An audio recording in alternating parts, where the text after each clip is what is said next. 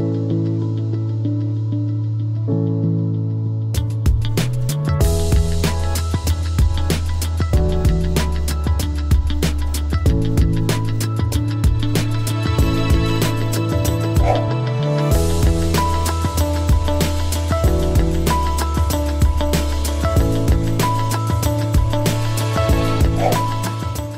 you pass your test after January '97, then you're limited to a gross vehicle weight of 3.5 tonnes, unless you actually go and take an HGV test. There is no specific leisure vehicle test at all at the moment, so you actually have to go and drive a truck effectively and pass that. Once you hit 70, you've basically got to get approved by your GP once a year in order to maintain your licence. If you're an older person, then you'll be able to drive up to 7.5 tonnes gross vehicle weight. But once you hit 70, then you need to get, I don't think it's a medical per se, it's just an approval of the doctor to say that you're fit and healthy and well, and there isn't anything to cause you to not be able to drive a larger vehicle. So the situation is in the industry at the moment is that you've got problems at the young end and problems at the older end. You will find that there's a drive among the manufacturers, especially coach-built motorhomes, to produce lighter vehicles with a decent payload on 3.5 tonnes, because obviously it's a disaster waiting to happen from the industry's point of view. So you're probably talking in the range of the smallest campers will be obviously car-sized and car weights. Probably the majority of coach-built motorhomes out there are built on a 3.5 tonne chassis. But you can go for the larger ones, as the last picture I showed, the very large A-class, up to about 6 tonnes gross vehicle weight. But the most important thing is you're looking not just the weight of the vehicle, the weight of the conversion, you're also looking at what payload it will give you. You might see a very large motorhome on a 3.5 tonne chassis and you'll find it's only got a 200 kilogram payload. And the way that the payload figures are quoted, if they're quoted correctly, is the weight of the driver at 75 kilograms, then normally 90% fuel, fresh water and gas. So you've also got to factor in how many passengers you're going to carry and how much they weigh as well. So you need to be very, very careful when you're looking at a motorhome that's going to give you an adequate payload based on the people that are going to travel and the things that you want to carry in the van. With Americans, there's very, very little built. In fact, there's nothing built under 3.5 tonne. So with American motorhomes, we have a different issue with the weight. We have it's between 7.5 tonne and commercial vehicle licence. With Americans, they'll go actually over 7.5 tonne. So then that would be an HGV. You'll need HGV.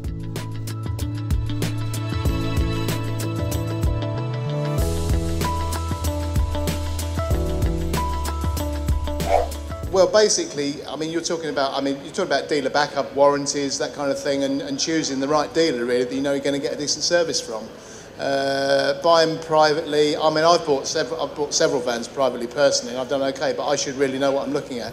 I think the other thing is you've got to factor in the fact that if you don't know much about motorhomes, you may go and buy a car privately because you know quite a lot about cars. Most of us do. If you don't know, beware if you don't know very much about motorhomes. You really do need to know what you're looking at before you actually decide to. I wouldn't say don't buy privately, but bear in mind you're not going to get a warranty. You need to think of things, especially with coach builds, such as water ingress and damp. If you buy from a reputable dealer, the vehicle will have been checked over, it will have been checked for damp. If necessary, it would have been repaired and resealed. And you can't say that from the point of view of it necessarily from a private sale.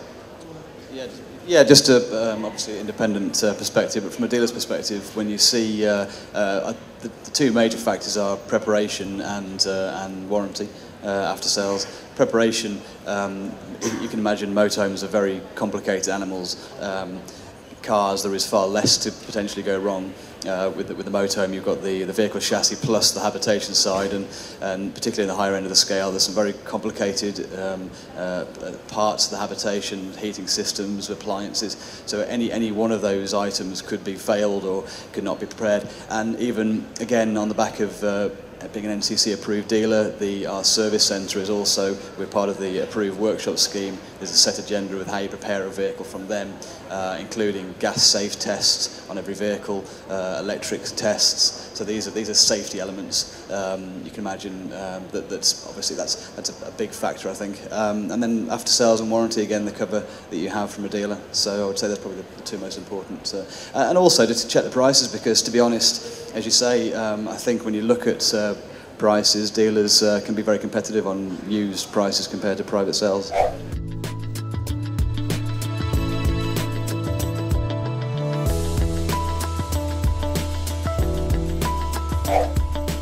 No, is the quick answer, and that's why I sort of differentiated or tried to explain with the how the whole vehicle type approval differs from an NCC conformity. NCC realises that there's obviously continental brands coming into the UK that reach a whole vehicle type approval, and they're sold all around Europe, but there are often certain small changes or construction use regulation laws in the UK that aren't part of that type of approval. Probably the easiest one to pick on is things like gas drop holes. That's not a legislation in Germany, so none of the manufacturers fit that as standard, but it's a UK construction and law, construction and use regulation. So the NCC only give conformity to vehicles that have had that alteration. We are a dealer for Hymer and for Niesman and Bischoff, and we have our vehicles built for us with those gas drop holes so that they conform for the NCC regulations. But so that's just an explanation there.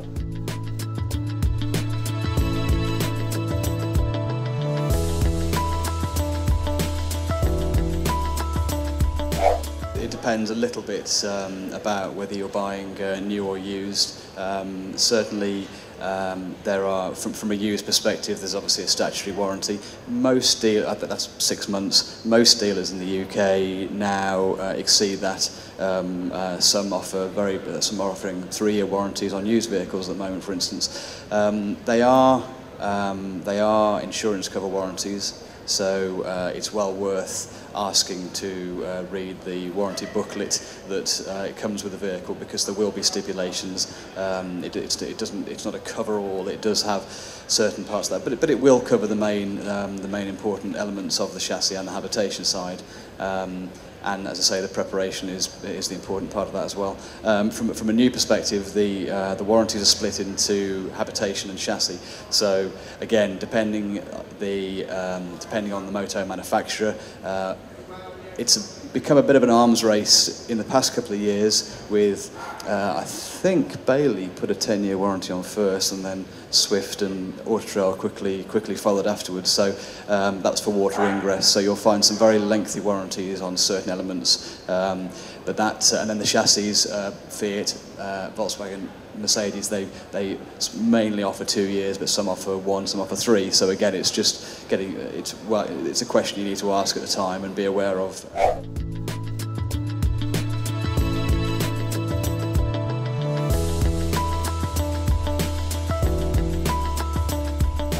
The larger you go, the nicer it is just to be able to point it, if you see what I mean. You'll find that there are 2 systems. There's a traditional automatic gearbox in the mainstream, which is mainly on Mercedes Sprinter. However, they are in the minority. The main auto gearbox you will find is on Fiat's Ducato, which is the vast majority of the base vehicles, which is actually an auto-changing manual. So you still have just 2 pedals, you don't have a clutch pedal. You can actually use it as a manual gearbox as well. You just tap it sideways and then you can move up and down the box as well. Yeah, with a large motorhome, especially a big A-class, it's great just to be able to sit there and just use the brake and the accelerator and concentrate on, not hitting anything. but it's, I wouldn't let a manual put you off. They're very, very easy to drive.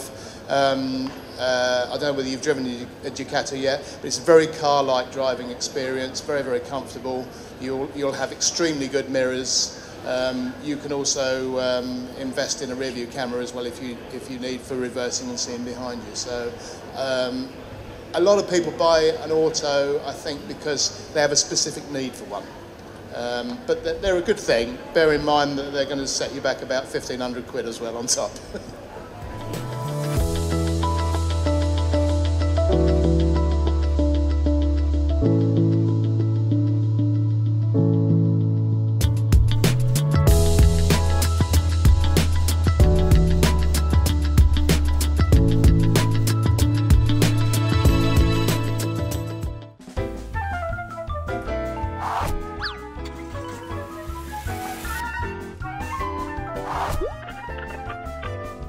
you.